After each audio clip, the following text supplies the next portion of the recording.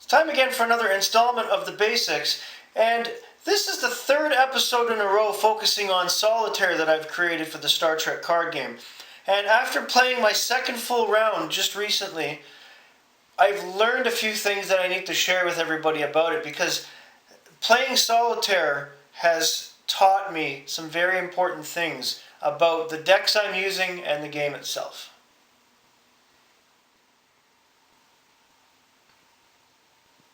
If you recall from the previous two episodes, the first round I played with my newly created Star Trek CCG Solitaire involved my Federation deck as my primary and my Romulan deck as my secondary. In today's game, I used my Ferengi deck as my primary and my Klingon deck as my secondary. Now, I had thought that my Ferengi deck, and I had recently put this deck together, to be very high-powered. It has a lot of great personnel with a lot of attributes and 3 really good ships. Boy, was I surprised at the fact that I am deadlocked. I've only been able to complete one mission for 25 points, and I've been hampered on every other mission I've attempted. Now, you might see my hand sitting here and say, well, you still have cards left, so by your own rules, you should still be playing. My draw deck is exhausted, number one, and number two, I've reached the point of the game where I've explored every avenue trying to complete missions with what I have available, and it is near impossible, if not impossible. I've ran into problems with missions and dilemmas, whereas Ferengi apparently don't have some of the key attributes you need in certain situations, like a lot of leadership or a lot of civilians and or science.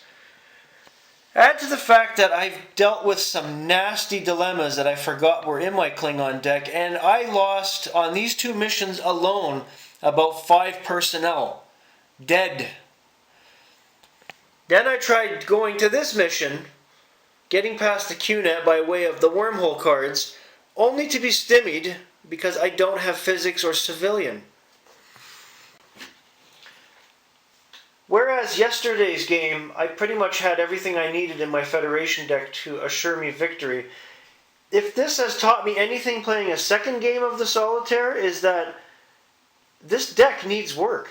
And here I thought it was something put together, done really well, but just playing in a Solitaire, I was stymied by missions and dilemmas. So playing Solitaire with the Star Trek CCG is extremely important because it's shown me weaknesses in my own deck that I need to correct.